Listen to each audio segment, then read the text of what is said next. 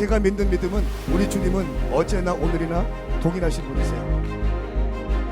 주님은 코로나에 관계없이 역사하실 수 있는 분이십니다. 주님은 역사상 한 번도 실패한 적이 없는 분이세요.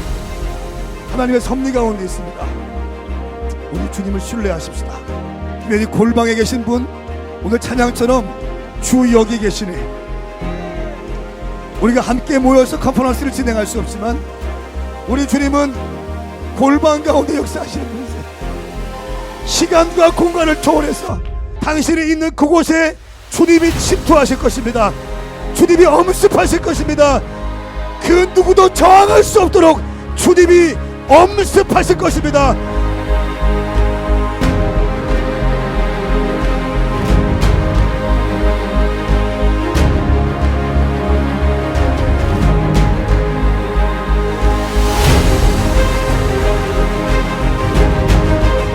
The things that happened in this book really did happen. The fact. He's the great unifier. He's the only name we will find unity in. 생명 걸고 하나님께 부여하시오다. 영혼의 세계를 부여하시오다.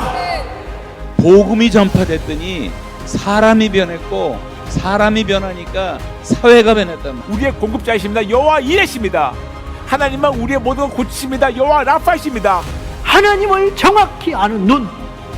그것이 복입니다. 오히려 시대가 어려울수록 하나님은 한 사람을 선택해서 그에게 예배를 경험하게 하십니다. 오늘 예수의 이름으로 2주간의 홀리 퍼펙트 스톰이 이루어질지어다.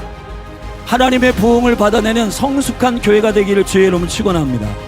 용서는 여러분 이해가 아닙니다. 용서는요 믿음의 반응입니다.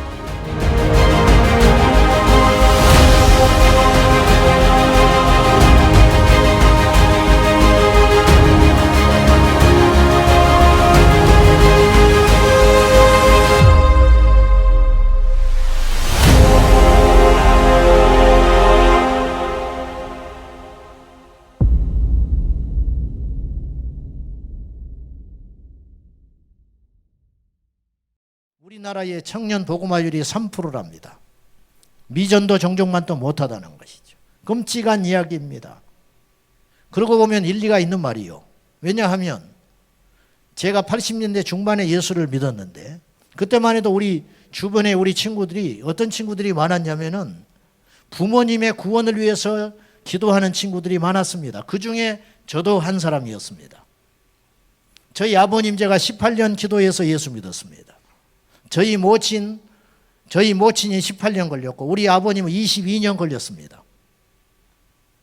우리 주변에는 자식이 기도를 해서 부모님에게 복음을 전하고 부모가 예수 믿는 세대였습니다. 그런데 지금 교회를 보니까요, 부끄럽지만 우리 교회 중직자들도 자식이 신앙생활을 제대로 하지 않습니다. 장로님들의 자식들이 제대로 신앙생활을 하지 않습니다. 교회에 어쩌다 와도 거듭나지 않은 사람이 수두룩합니다. 그냥 교회에 와서 마당만 밟고 가버리는 거지요. 예배 때는 한쪽에서 앉아있고 가는 것이고. 그래서 기성세대 장년들의 새벽기도 와서 기도하는 기도의 제목의 1순위가 자식의 구원이에요. 자식의 믿음. 역전되기 시작했다는 것이죠. 그만큼 앞으로는 더 힘든 시대다 이 말이죠. 저는 세상에 먹고 사는 거 관심 없다면 거짓말이지만 그거 별 관심 없습니다. 저는 우리 성도님들 사실은 헌금을 1억을 해도 5천만 원을 해도 저 관심 없습니다. 저분의 직업이 뭐다, 뭐 어쩐다 저쩐다 저 귀 기울이지 않습니다. 하나님 앞에는 아무것도 아니기 때문입니다. 그건 땅에 속한 일이기 때문입니다. 그것이 문제가 아니고 영적 가치, 정말 중요한 거, 영원한 거. 마귀는 우리에게 살덩이를 던져주고 우리의 뼈를 치해가는 존재예요. 속으면 안 돼요. 천국은 마태복음 13장 44절에 뭐라 합니까? 어떤 농부가 밭을 갈다가 보화를 발견하잖아요. 그리고 자기의 전부를 팔아. 성경으로 보면 다 팔았어요. 집도 팔았어요. 자기가 갖고 있는 모든 걸 팔았어요. 미래에 준비한 모든 걸 팔았어요. 그리고 그 밭에 묻힌 보화를 사는 것이에요. 미쳤다 했겠지요. 동네 사람들은 당연하고 자기 아내 자식까지도 미쳤다 했겠지요. 그러나 발설할 수 없습니다. 그것을 내 손에 쥐기까지, 그 밭을 내 손에 쥐기까지 말할 수 없는 비밀, 결국 이것이 천국 비유라고 주님 말씀하셨는데, 천국은 대충 가는 나라가 아닙니다. 여러분 성경을 창세기부터 계시록까지 읽어보십시오. 천국을 쉽게 간 사람이 있는지, 쉽게 영생을 얻는지, 쉽게 하나님께 쓰임받는지. 여러분 신앙은 현실입니다. 낭만이 아닙니다. 이것도 좋고 저것도 좋고 유유자적하면서 사람도 만나고 내가 하고 싶은 취미생활도 하고 그러면서 하나님 나라에 갈 자는 없습니다. 전부를 거는 사람, 어떤 결정을 할 적에 자기 생애 전부를 걸고 하나만을 선택하는 사람, 그 사람을 통해서 하나님의 역사가 이루어져 갔거든요. 오늘 우리의 믿음은 벼랑 끝에 내몰렸습니다. 이 위기 상황에서 과연 우리가 어떻게 해야 되는가? 두 번째, 벼랑 끝에 서는 믿음이라는 것은 아마 이 의미로 주제를 정하셨을 것이지만은요, 우리가 벼랑 끝에 몰릴수록, 우리가 벼랑 끝에 설수록 믿음이 빛을 발하게 된다는 의미입니다. 요셉이 아시다시피 애굽에 끌려갑니다. 종살이로 팔려가서 감옥살이하고 종살이하고. 그런데 아이러니하게도 그 기간은 주님과 함께하는 시간이었습니다. 진정한 그리스도인은 어려움이 올수록 포기하지 않습니다. 진정한 그리스도인들은 유혹을 받을 때 더 선명해집니다. 핍박을 받을 적에 더 선명해집니다. 가짜는 떠나가게 되어 있습니다. 가라지는 떠나가게 되어 있습니다. 알곡만 남습니다. 알곡만. 그래서 벼랑 끝에 서는 것. 우리가 지금 처한 곳이 벼랑입니다. 우리가 지금 처한 곳이 광야라 이 말이요. 광야. 광야길을 걷는 이 시대에 우리 젊은이들에게 과연 무엇이 필요한가? 이스라엘 백성들이 애굽에서 나올 적에 출애굽기를 보면은요, 하나님의 일하시는 도식이 있어요. 도식. 주님은 막무가내로 일하시지 않습니다. 출애굽기 12장에 라암셋에서 이스라엘 백성들이 드디어 출발을 합니다.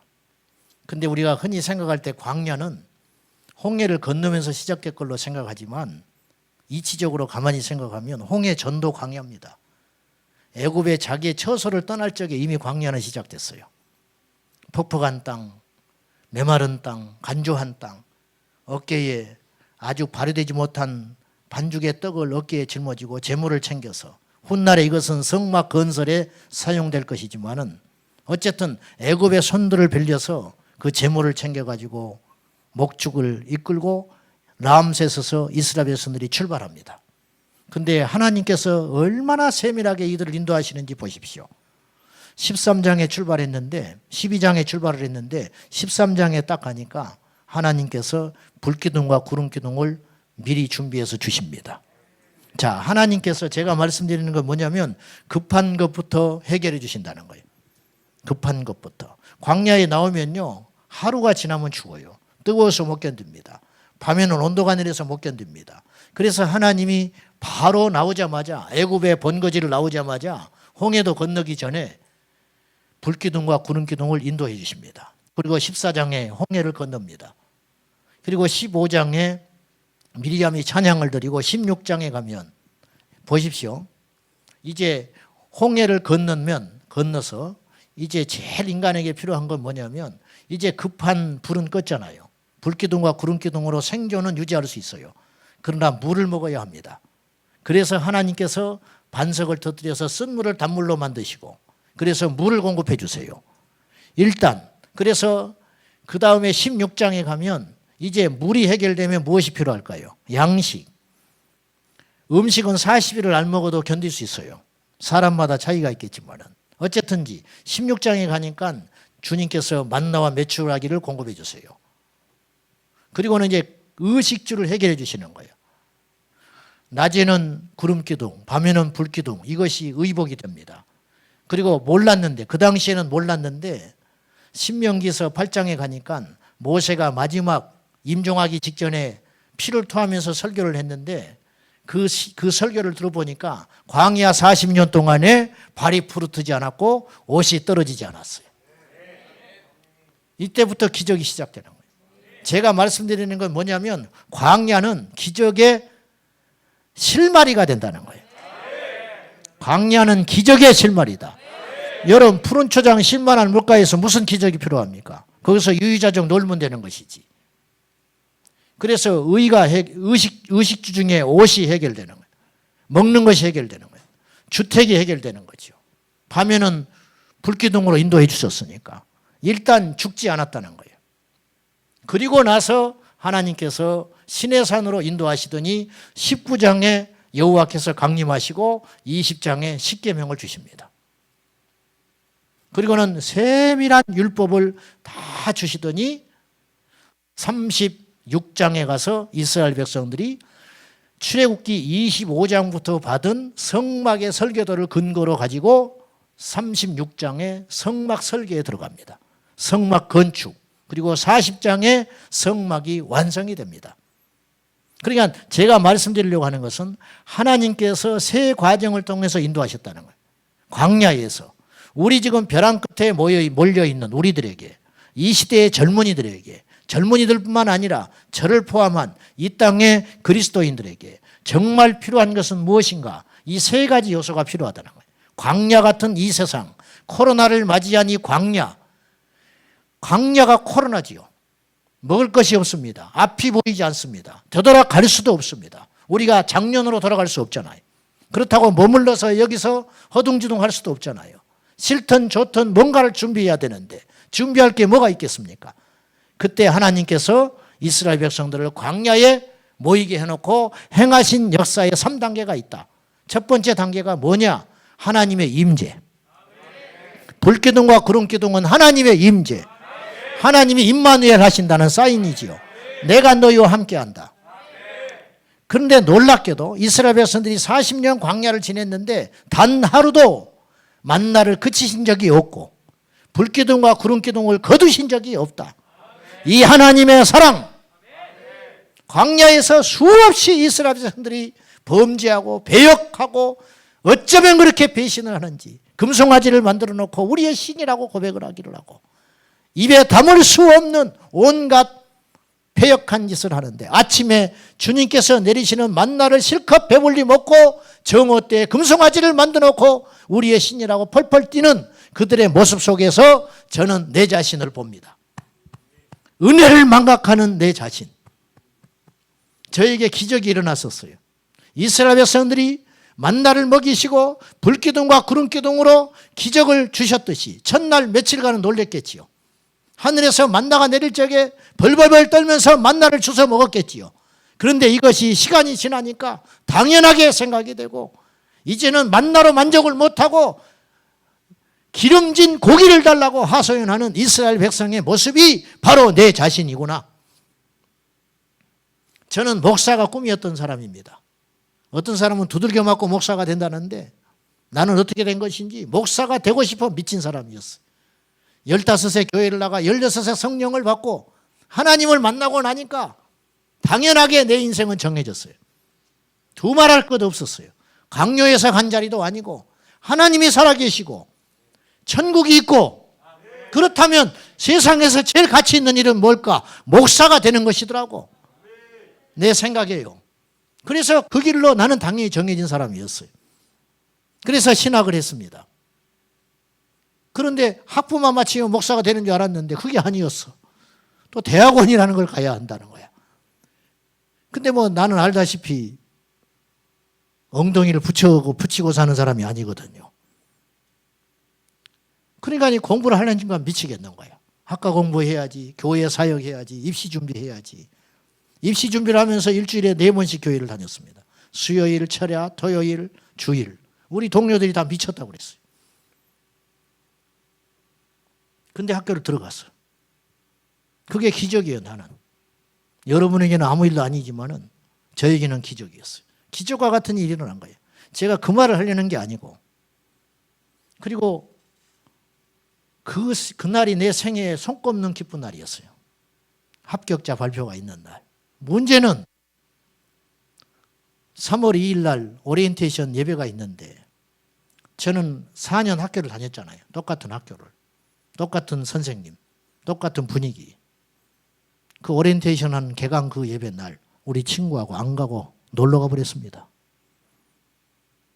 그렇게 울면서 기뻐했는데, 그렇게 감사했는데, 그것이 인간이구나. 그것이 나였어. 은혜는 물에 새기고 원하는 것만 계속 구하고 있는 내 자신.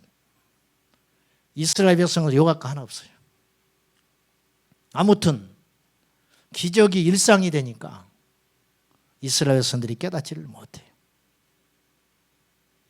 광야는 하나님께서 함께 하시지 않으면 생존할 수 없는 조건입니다.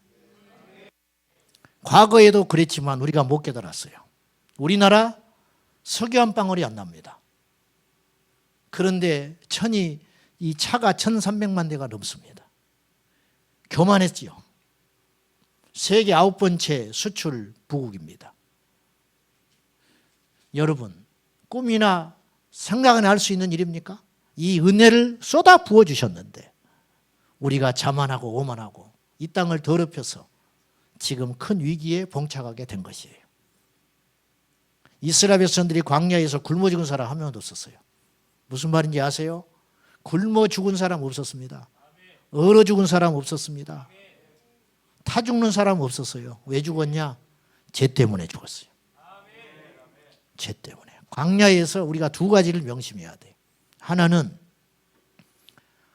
하나님께서 함께 하시는 기적을 보는 눈이 있어야 되고, 우리가 모인 게 기적입니다. 이 형국에 모인 게 기적이라고. 우리가 흩어져서 예배할 수 있다는 게 기적입니다. 여러분의 지금 처소에서 유튜브로 줌으로 예배 참석하고 있는데 이거 하나님이 허락지 않았으면 가능할까요? 제가 하나님이 허락지 않았으면 이 자리에 설 수 있었을까요? 제가 없었으면요 이 자리에 누군가 또 섭니다. 단지 하나님의 은혜로 제가 이 자리에 초대를 받아서 서 있다는 것 자체가 저에게는 기적이고 은혜라는 거예요. 제가 없어도 상관없어요. 주님께서 더 탁월한 메신저를 분명히 이 시간에 이 자리에 세웠을 거예요. 단지 제가 하나님께 감사하고 은혜라고 고백할 수밖에 없는 것은 그 중에 나를 세웠다는 사실이죠. 이것 아닙니까? 그러니까 이걸 잊으면 안 된단 말이에요. 이것을. 여러분, 침대는 사도 잠은 하나님이 주시는 거예요. 장작을 쌓아도 불을 일으키시는 분은 하나님인 것이요. 우리가 모일 수는 있지만 기름 부으심을 주는 분은 하나님이신 거예요. 광야로 갈 수 있죠. 살기 위해서 광야로 갈 수 있죠. 그러나 살 수 없어요. 만나를 하나님이 주셔야 돼요. 생수를 주셔야 돼요. 단 하루도 불기둥과 구름기둥을 거두시면 이스라엘 백성들은 생존 자체가 불가능한 거예요. 이걸 잊지 말아야 한다는 거예요. 광야에서 잊지 말아야 할 것은 하나님의 임마누엘, 하나님이 우리와 함께 하시는 것이 얼마나 큰 기적이고 얼마나 놀라운 은총인가를 깨달아 알아야 한다는 것입니다. 이걸 잊어버리면 망해요. 그동안 이걸 잊어버린 거예요. 가만히 있어도 되니까. 수도꼭지만 틀면 물이 나오니까. 카드만 긁으면 먹을 것이 생기니까. 그것이 당연한 줄 알았다는 거예요. 이제 앞으로 어떤 환란이 올지 몰라요. 식량난이 올지도 몰라요. 전쟁이 일어날지도 몰라요. 코로나는 지금 진행 중에 있기 때문에, 지금 태풍의 중앙에 있기 때문에 우리가 모르는 거예요. 이것이 앞으로 얼마나 지속될지, 끝난 다음에 전 세계 정세가 어떻게 변할지. 여러분, 네 배가 불러야 여유가 있는 거예요. 미국이 우리를 지켜주겠습니까? 가난하다고 도와줄 것 같습니까? UN 16개국이 6.25 동란 났을 때 우리를 도와준 것은 그나마 그들이 여력이 있었기 때문에 도와준 거예요. 그거마저도 없다면 어떡하겠어. 메뚜기 때는 창궐한다 그러고, 홍수는 창궐한다 하고, 식량이 부족한. 우리나라가 제가 기억에 20년 동안 풍년이었어요. 지금까지 20년 동안 풍년이었다고. 올해도 대풍이다 맨날 그래가지고 쌀이 남아 돈다, 북한을 주자 말자, 심지어 그 쌀로 막걸리를 만들어 먹었어요. 그것이 언제까지 계속될까요? 제가 두려운 건 그것이 끝날까 두렵다는 거예요. 그러면 그동안 20년 30년 동안 온실 속의 화초처럼 가느다랗고 야성을 잃어버린 한국 교회와 이 젊은 세대들이 그것을 견뎌낼 수 있는 영적 체력이 있겠는가? 이것이 걱정이다는 거예요. 코로나도 휘청휘청하는데, 코로나로 휘청휘청하는데 현장 예배 30%가 안 나오는데 지금 한국교회가 22%, 63%가 온라인 영상 예배로 돌려버렸는데 이 정도 수준인데 이제 시작인데 야구 9회 말로 따지면 이제 1회 초인데 어떻게 앞으로 9회 말까지 믿음을 지키고 견딜 수 있겠는가? 두 번째로 광야에서 우리가 하나님의 임재와 더불어 잊지 말아야 할 것이 있어요. 하나님을 두려워하는 마음을 잊지 말라는 거예요. 이상하게 복음이 편중돼 있어요. 복음이라는 건 좋은 소리 같지만 좋은 소리가 아닐 수도 있어요. 암 환자가 의사에게 찾아왔습니다. 그걸 플라시보 효과라고 그러는데 가짜 약을 줍니다. 위약, 위조된 약. 이 약을 먹으면 이분이 80이 넘었어요. 90을 바라보고 있는 노인이에요. 이분에게 암이라고 말을 해봤자 이분에게는 수술을 할 수도 없고 수술하면 오히려 생명이 단축이 돼. 그래서 자식이 와서 사정을 했어요. 밝히지 말아달라고. 그러면 의사가 자기 양심을 팔고 선한 거짓말을 하는 것이죠. 어머니 이거 약 드시면 괜찮습니다. 위가 좀 헐어서 그러니까 이 약 드십시오. 아 그러냐고. 자기도 심각한 줄 알았는데 의사 말을 듣고 기분이 좋아요. 이게 복음이지요. 그러나 이건 가짜 복음이요. 그리고 그 가짜 약을 먹습니다. 심리 효과가 있어서 며칠 좋아요. 그 며칠 있다 안 좋아. 그러면 또 병원을 찾아. 그러면 또 주는 거야. 몇 달 후에 죽었습니다. 정말 제대로 된 의사라면. 암 환자가 왔을 때 정말 위중한 상황입니다. 왜 이제 왔습니까? 그러나 최선을 다해 봅시다. 오늘 오후에 당장 입원하세요. 이것이 복음입니다. 어떤 사람에게는 죽는다는 소리가 복음일 수 있다는 거예요. 어떤 사람에게는 산다는 소리가 사탄의 속삭임일 수도 있다는 거예요.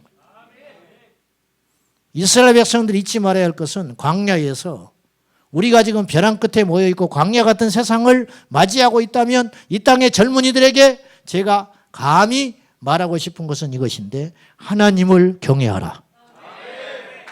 왜 하나님을 두려워하지 않냐 이 말이에요. 실용주의 노선. 이래도 좋고 저래도 좋고 이건 절대 교회가 추구해야 할 방향이 아닙니다. 그건 교회가 될 수 없어요. 그때는 되는 것 같아. 그러나 하나님을 경외함이 떠나버린 공동체는 절대 성령의 역사가 있을 수 없다. 그러함에도 불구하고 이적이 일어난다는 건 가짜입니다. 그 끝은 사망입니다. 사망, 거짓 선지자도 능력을 행하니까. 참과 거짓을 구별하는 것은 어디 있느냐? 여러 가지가 있겠지만 그 중에 하나가 뭐냐? 하나님을 경외함이 있는가? 여호와를 경외함이 지식의 근본이거든. 우리 젊은이들에게 여호와 하나님을 경외하는 마음. 그래서 오늘 제가 말씀드리고 싶은 것이 뭐냐면 거룩이라는 거죠. 이스라엘 백성들이 아까 제가 말씀드린 대로 첫 번째는 의식주가 해결됐잖아요. 두 번째는 하나님께서 말씀을 주셨다는 거예요. 십계명으로 대표되는 말씀을 주셨어요. 그러니까 급한 불을 끄고 나니까 그냥 하나님께서 필요한 대로 그때그때마다 인도하시는 거예요. 말씀이 우리를 경건하게 합니다. 말씀이 우리를 새롭게 합니다. 청년들이 무엇으로 거룩하게 됩니까? 결심, 결단. 우리의 결심과 결심, 그 의지라는 것은요, 정말 믿을 수 없는 것들이에요. 말씀이 우리를 새롭게 해요. 뭐 이건 말할 필요도 없는 거예요. 귀에 딱지가 않도록 여러분이 들었을 거예요. 문제는 말씀을 듣고만 만다는 거예요. 행하는 자가 없어요. 많지가 않아요. 행하는 자가 많지가 않아. 일제시대에 이세종 선생이라는 분이 계셨어요. 이분의 책이 이만하게 은성출판사에서 나온 책인데 제가 그 책을 몇 번이나 읽었는지 몰라. 그 책에 보면 이분이 일제시대에 남의 종살이를 했어요. 너무 찢어지게 가난한 거예요. 가난이 한이 맺혀가지고 죽도록 성실하게 일을 했어요. 가지고 제법 재산가가 됩니다. 땅도 모으고. 그래서 결혼을 했는데 문제는 애가 안 생겨. 자식이 안 생기니까 무당을 불러다가 구슬하고 자기 집에다가 산당을 차려놓고 그래도 자식이 안 생겨. 그러던 어느 날 이수정 선생에게 어떤 선교사님이 복음을 전해줬어요. 그래서 이수정 선생이 예수를 믿어요. 예수를 믿었는데 이분이 성경책을 손에 들고 읽기를 시작하는데 이제 안방에서 성경을 펴고 읽으면 성경을 어떻게 읽느냐. 우리처럼 읽고 마는 게 아니고 하나님과 대화를 하는 거예요. 대화. 예, 주님. 무릎을 꿇고 성경을 읽는데 주님. 여러분 성경 많이 읽는 거 중요한데 많이 읽는 것보다 한 구절이라도 좋으니까 그 말씀이 나를 움직일 수 있어야 돼요. 교회마다 성경 공부 붐이 불었죠. 성경 필사, 통독, 공부 무슨 어떤 성경 공부 타이틀 붙여가지고 그러면 한국교회가 이렇게 되면 안 되거든요. 그것 자체가 문제가 있는 건 아니지만 어쨌든 변화까지 유도하는 데는 실패했다. 이건 인정할 수밖에 없는 거예요. 이수정 선생이 안방에서 성경을 읽습니다. 하나님 맞습니다. 내가 잘못했습니다. 그리하겠습니다. 이렇게 하겠습니다. 그런 얼굴이 펄게서 나오는 거예요. 밖에서 하인이 마당을 쓸다 보면 안에 손님이 있는 것 같아. 신발은 한 컬레인데 두 사람이 대화를 해. 그렇게 성경을 읽었어요. 그러던 어느 날 이수정 선생에게 팍 꽂힌 말씀이 하나 있었어요. 그건 뭐냐? 삭개오. 누가복음을 읽다가 삭개오 기사를 읽었는데 자기가 삭개오야. 왜 그러냐? 그 당시에는 보릿고개가 있고 일제시대에 식량이 부족하니까 좀 돈깨나 있는 부자들은 식량으로 고리로 재산을 불려갔어요. 그러니까 20% 30%씩 이자를 뜯어버리는 거예요. 선으로.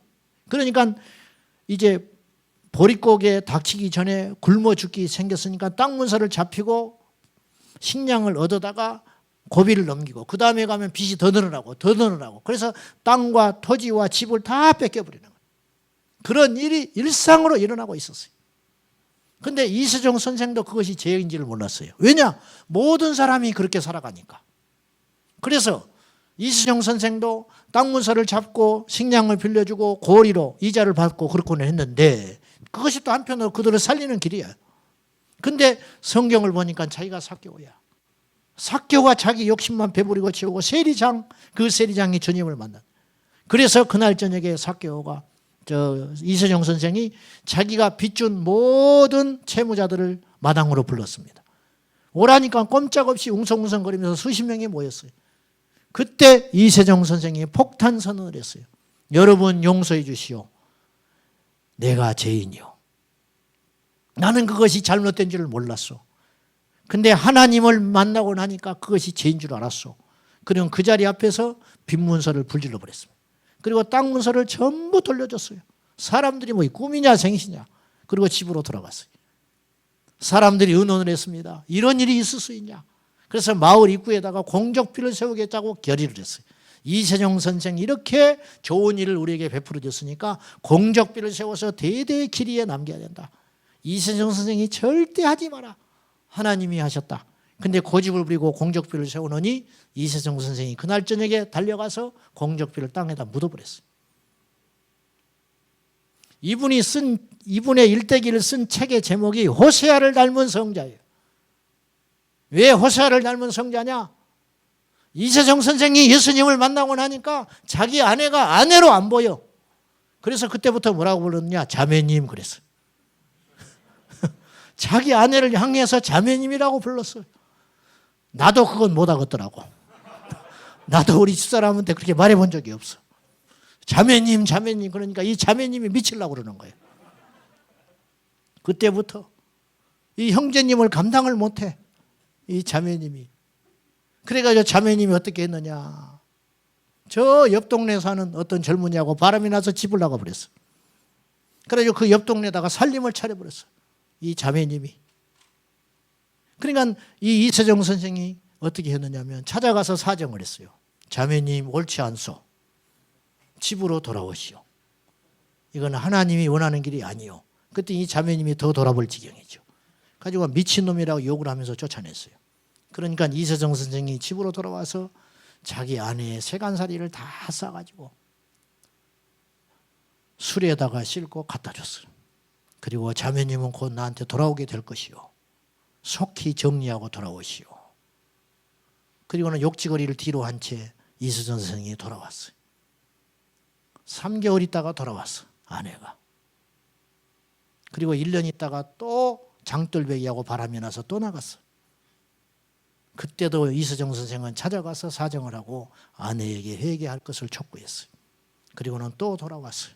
2번을. 그래도 받아줬어요. 일제시대 그 봉건주의 사회 속에서. 그리고 나중에 그의 아내가 주님을 만나요. 그리고 남편의 예수 그리스도를 자기도 경험을 해요. 그리고 두 분이 아름답게 여생을 지냅니다.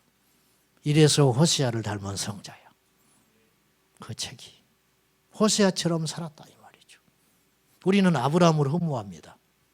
우리는 다윗을 흠모합니다. 골리앗과 맞서 싸웠던 다윗을 흠모합니다. 그렇지만 다윗처럼 살 용기는 안 냅니다.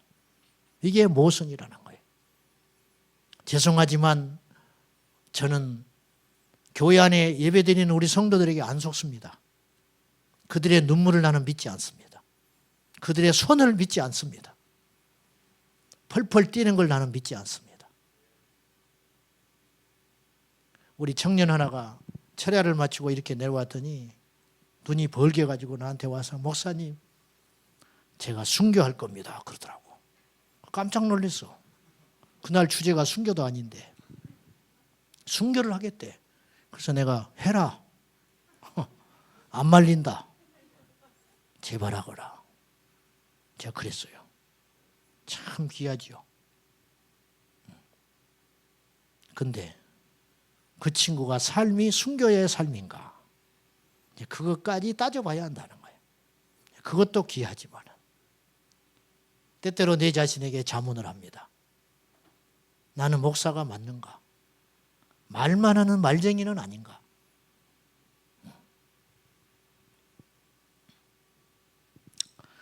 여러분, 우리 청년들이요, 거룩하십시오. 오늘 주제가 거룩이고 믿음이다.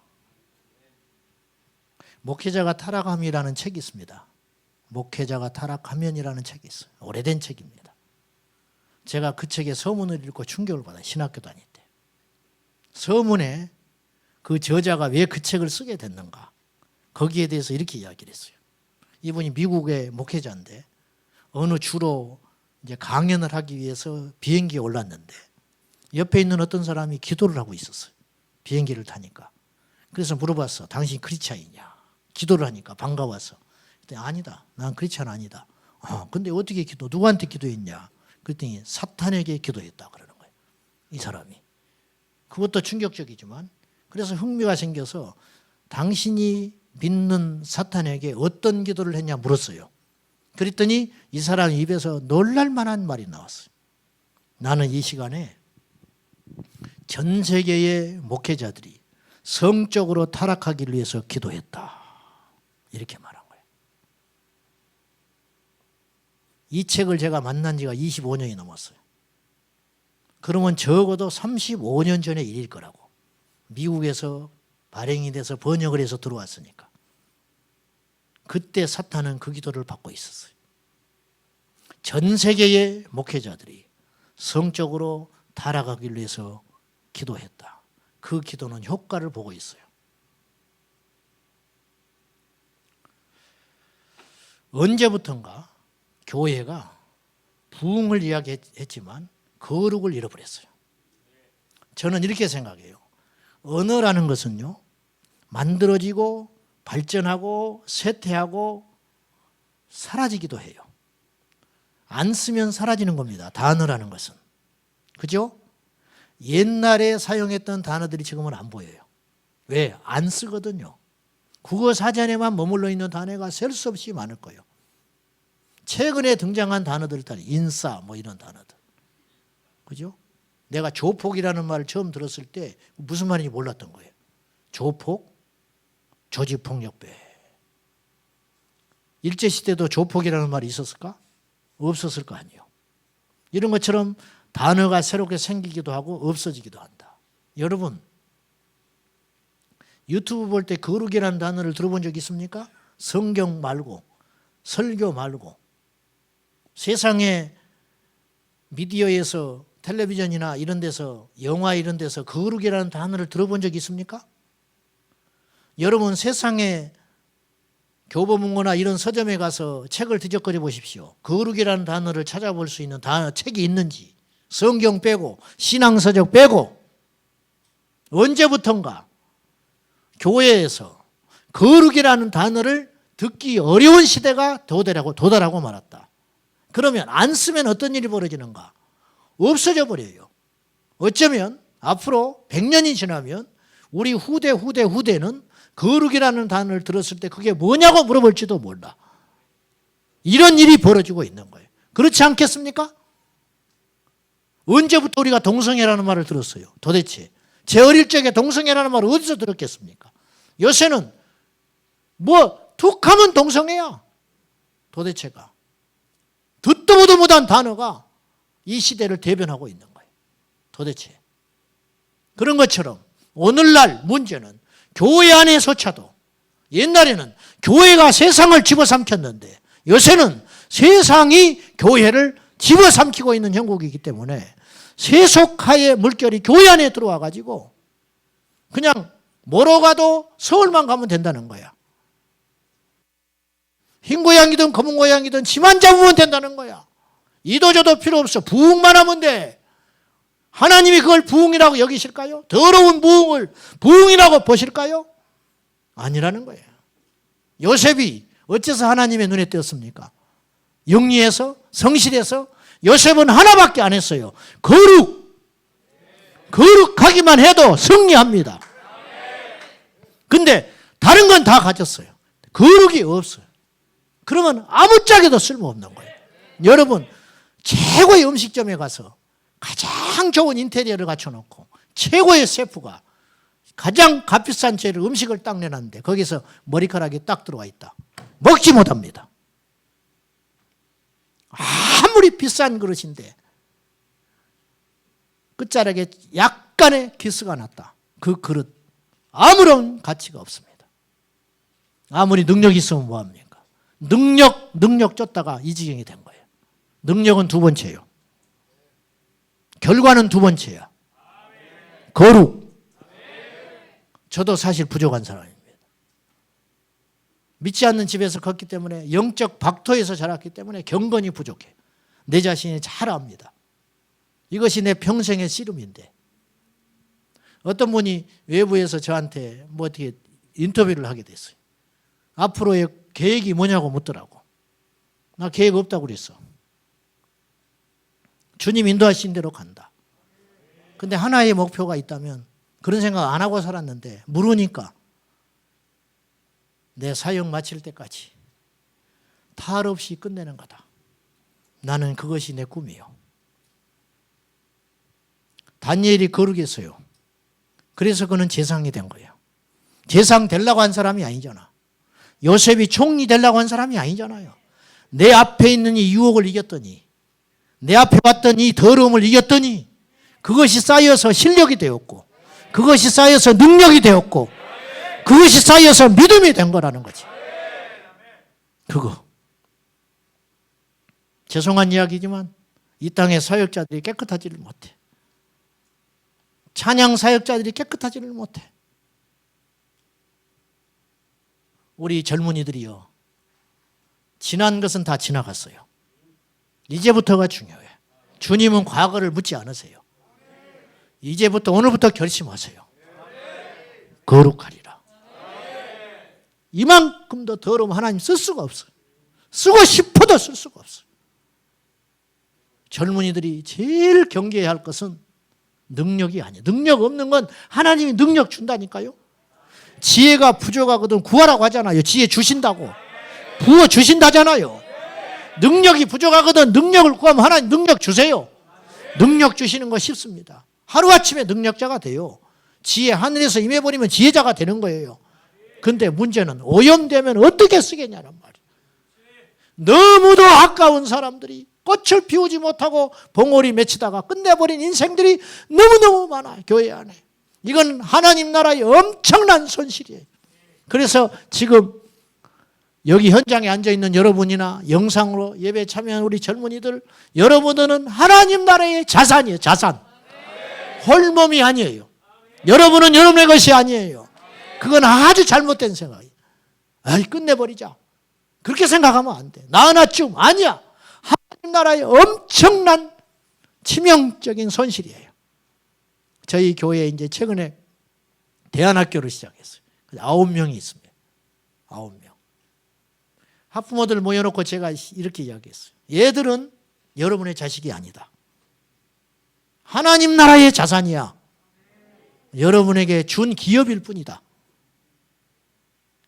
그렇게 생각을 바꾸라. 여러분이 믿고 맡겼으니까 교회에서 최선을 다하겠다. 그 대신 여러분들도 생각을 바꿔라. 여러분의 소유가 아니야. 하나님의 나라의 자산이다. 제가 그렇게 이야기했어요. 여러분은 하나님 나라의 자산이에요. 여러분 하나가 무너지는 게 아니에요. 우리 성도님들이 가끔 나한테 와서 이런 소리예요. 눈물이 글썽글썽 해가지고, 목사님, 저는 이제 더 이상 갈 데가 없어요. 목사님 변하시면 우리는 갈 데가 없어요. 그 소리 들을 때 내가 주저앉아 버리고 싶어. 왜 갈 데가 없을까? 얼마나 상처를 많이 받았길래, 얼마나 목사를 믿지 못하기에 나한테 와서 하는 말이, 목사님은 변하지 마세요. 목사님이 변하면 우리는 갈 데가 없습니다. 청천벽력 같은 무서운 소리입니다. 얼마나 무서운 소리입니까? 얼마나 책임을 져야 하는 소리입니까? 여러분이 무너지면 여러분이, 한 사람 무너지는 걸로 끝나는 것이 아니야. 박보영 목사님께서 어느 집회에 갔는데, 이해하고 들으십시오. 우리가 살자고 하는 소리니까. 찬양 사역자가 막 찬양을 기가 막히게 인도하고 찬양을 잘하더래요. 근데 이분이 우리가 볼 수 없는 눈을 있거든요. 이분이, 박 목사님이. 나중에 찬양이 끝난 다음에 옆에 있는 스태프한테 조용히 이렇게 이야기했어. 저 친구는 더러워. 하나님 받지 않아. 그렇게 말했어. 집회 끝나고 다 드러나 버렸어. 그는 오염된 사역자였어. 더러운 사역자였어. 하나님이 쓰질 않아요. 여러분, 짐승도 자기 몸을 더럽히지 않게 해서 생명을 걸 때가 있어요. 부끄라파의 담비는 그 가죽이 비싸기로 유명하다는 거예요. 사냥꾼들이 어떻게 잡느냐. 담비가 굴을 파고 땅속에서 들어가 버리면 잡을 길이 없어요. 담비의 습성을 이용해서 잡는데, 이 담비가 밖에 나오면, 밖에 낮에 돌아다니다가 해가 어둑어둑해지면 숙소로 들어가는데, 거처로 들어가는데, 그 들어가는 입구에다가 사냥꾼들이 잔인하게 숯을 묻혀놔. 숯덩이를 갖다 놓으면 담비가 자기 몸이 더럽혀질 것이 두려워서 자기 소굴로 들어가질 못하고 그 입구에서 모여가지고 추위를 피하고 이렇게 오돌오돌 떨고 있다는 거예요. 그때 가서 잡는다는 거예요. 생명을 걸고 자기 몸을 지키는 거예요. 깨끗하기 위해서. 이게 짐승의 본능이라. 하물며 하나님의 피조물인 인간이 우리가 마지막 때까지 우리가 거룩을 지켜야 되지 않겠습니까? 거룩하라. 주님이 오늘 말씀에 내가 거룩하니 너희도 거룩하라. 이 말이 무슨 말이냐? 첫째, 너희가 나를 알려면 거룩해야 한다, 그런 말이에요. 내가 거룩하니 너희도 거룩하라. 짐승과 인간은 대화를 못해요. 왜 그런지 아시죠? 서로 다르기 때문이에요. 인간은 영이고 짐승은 육이기 때문에 서로 통할 수 없는 거예요. 아무리 똑똑해도 못 통해요. 아무리 인간 같지 않은 인간도 인간끼리는 통하는 것입니다. 영이기 때문에. 하나님이 우리에게 말하세요. 내가 거룩하다. 너희도 거룩하다. 즉 너희가 나를 만나려면 거룩해야 된다. 내 수준이 돼야 된다. 내 수준. 우리가 하나님의 능력을 어떻게 뛰어넘습니까? 우리가 하나님의 계획을 어떻게 다 압니까? 그 깊이와 지혜를 어떻게 알겠소? 근데 너희가 거룩하면, 최소 거룩만 유지하면 나는 너희에게 계시하겠다. 나의 비밀을 말할 것이고 나의 지혜를 가르쳐 줄 것이고, 두 번째, 내가 거룩하니 너희도 거룩하라는 말은 나는 거룩한 자를 찾는다, 그런 뜻이에요. 왜? 쓰시려고. 여러분, 세상 사람들은 스펙을 쌓습니다. 세상 사람들은 경력을 쌓습니다. 그러나 우리 그리스도인들의 스펙은 뭐냐? 거룩을 쌓아. 하나님이 보시는 게 그것이다. 저는 감히 그렇게 말씀드리고 싶습니다. 여러분들이요, 우리가 얼마나 소중한 자산인지를 좀 깨달았으면 좋겠어요. 그래서 우리를 소중히 여기는 것이 중요한데, 우리를 소중히 여기는 비결 중에 무엇이 가장 중요하냐면 우리를 거룩한 존재로 지켜나가는 거. 이거. 오늘날 교회가 거룩하질 않아요. 바라기는 주제넘는 소리지만은 우리 오메가 처치, 그리고 오늘 영상으로 참여하는 모든 젊은이들이 이제부터 거룩한 삶으로 서운하고 내 전부를 걸고 거룩하리라. 내 전부를 걸고. 아예 죄의 환경을 만들지를 마세요. 저는 우리 교회에서 여자 집사님들하고 악수하지 않습니다. 제가 악수한 사람은 여자가 아닙니다. 80이 넘으면 악수할 수 있습니다. 농담으로라도 그런 말을 할 필요가 없습니다. 교회 여집사님, 남집사님들이 이렇게 하이파이브 하는 경우가 있습니다. 제 눈에 띄면 혼납니다. 하지 마라. 그걸 왜 하냐? 제 방에는 여자 집사님이 들어온 적이 없습니다. 제 아내, 그리고 청소하시는 80줄이 다 된 할머니 집사님만 들어옵니다. 누구도 못 들어옵니다. 교육자도 못 들어옵니다. 이성교육자는. 그런 조건을 만들 필요가 없습니다. 환경을 만들 필요가 없습니다. 우리 부목사님들 신방 갈 때 절대 둘이 못 다닙니다. 반드시 3명이 가라. 둘이 절대 못 갑니다. 제 옆자리에 우리 집사람만 앉습니다. 다른 사람 못 앉습니다. 예를 들면 제가 이런 유치한 이야기까지 해야 될 이 시대가 돼버렸다. 우리 사역자들, 우리 오메가 처치에 정말 금쪽같이 하나님 빚으시고 연단시키시고 훈련시키셔서 여기까지 오셨고, 또 앞으로도 얼마나 쓰실지 미래가 보이지 않을 정도로 장래가 있는 여러분들, 제발 거룩하시오. 한 번 넘어지면 끝이요. 그것만 알아. 삼손은 인류 역사상 가장 큰 복을 갖고 태어난 존재입니다. 그렇잖아요? 솔로몬과 더불어 가장 큰 복을 인류 역사상 타고났다고 봐요. 근데 삼손의 생애는 빛을 보지 못했어요.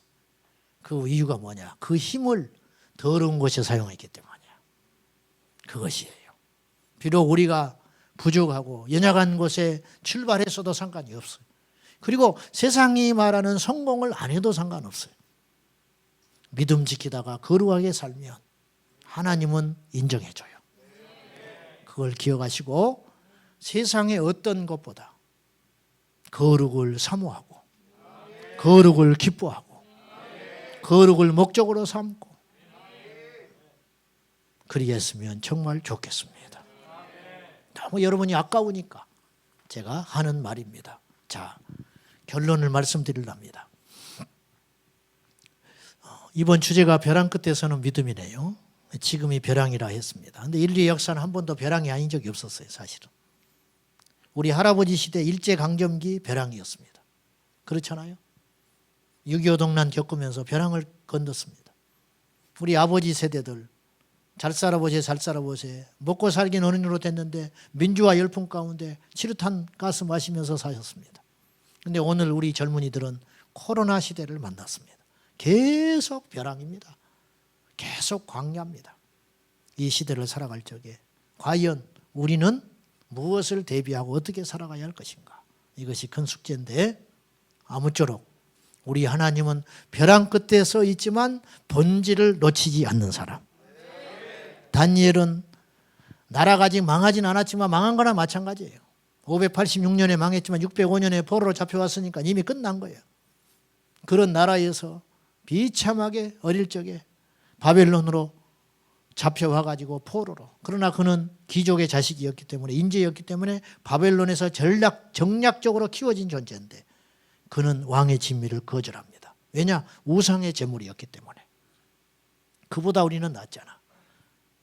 그 속에서도 하나님이 다니엘을 주목하시고 생존케 하시고 키워주셨는데 하물며 우리 하나님께서 우리나라를 버리시겠습니까? 여러분들을 포기하시겠습니까? 그렇지 않습니다. 연단하는 중에 계시다고 믿습니다. 이 광야를 통하여 우리가 정금 같은 믿음으로 이제 이 광야, 이 코로나 전국은 우리가 하나님 앞에 진정한 믿음을 보일 수 있는 절호의 찬스입니다. 앞에 있는 먹잇감을 찾지 말고 멀리 계시는 하나님, 우리를 주목하고 계시는 그 거룩한 손길, 그걸 절대 잊지 말고 사람의 마음에 들려고 하지 말고 하나님을 경외하며 하나님이 보시는데, 하나님이 나를 보시는데 어째서 내가 하나님 앞에 득지하겠는가? 코람데오 정신을 잃지 말고 야망이 아닌 소망, 야망이 아닌 비전, 그것을 우리가 소유하면서 우리가 하나님 앞에 가야 되겠습니다. 퇴락한 양반 후예가 있었어요.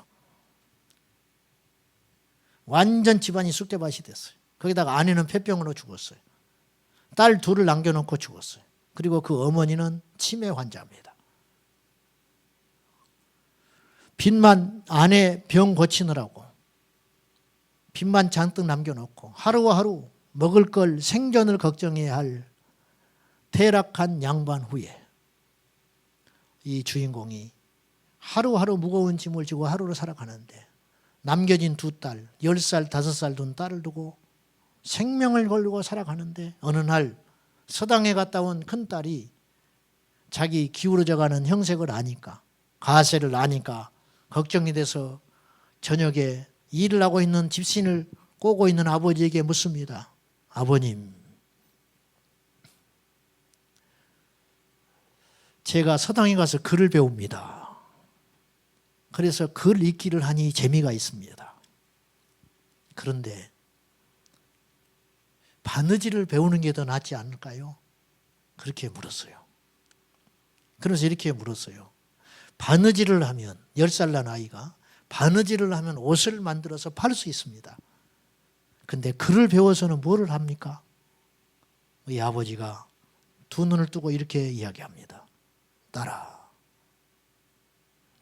바느질을 하면 한 끼를 해결할 수 있지만 글을 배워 글씨를 깨우쳐 책을 읽으면 생각의 힘이 생겨. 그 생각의 힘은 너의 인생을 바꿀 수 있어. 그러니까 이 딸이 알아듣는 듯 못하는 듯 고개를 끄덕거립니다. 여러분,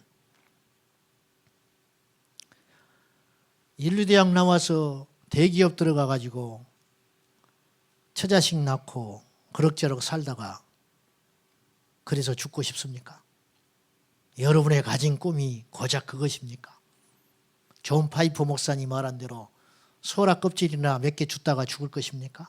미국 중산층이 가장 원하는 삶, 은퇴한 후에 그림 같은 집을 바닷가에 지어놓고 그 바다를 거니면서 노부부가 손을 잡고 해변가에서 소라 껍질을 줍고 사는 거, 그것이 미국 중산층이 꿈꾸는 가장 행복한 미래인데 존 파이프 목사님이 소리질렀습니다.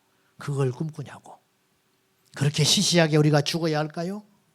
눈앞에 있는 바느질을 배워서 뭐합니까? 배고프고 힘들어도 글을 깨쳐야 하듯이 여러분, 우리 시시하게 살지 맙시다. 뭐 주님을 위해 살자 뭐 그런 거창한 말을 떠나서 하루하루 내 자신을 믿음을 지키고 말씀을 지키고 내 자신을, 내 영혼을 거룩하게 지켜가리라. 세상 한두 팔지 말고 그리 살면 여러분의 믿음을 이제 증명해야 돼요. 이 코로나 이 전국은 우리의 믿음을 증명하고 세상과 강하게 담대하게 저항해야 하는 시대예요. 그걸 잊지 마시고 우리 모두 예수의 이름을 붙잡고 오늘 주님이 오시든 오늘 우리 인생이 끝나든지 간에 하나님 앞에 깨끗하게 정갈하게 거룩하게 주님 앞에 가는 저와 여러분 되리라. 결심하시기를 주님의 이름으로 축원합니다. 믿음이 거룩입니다.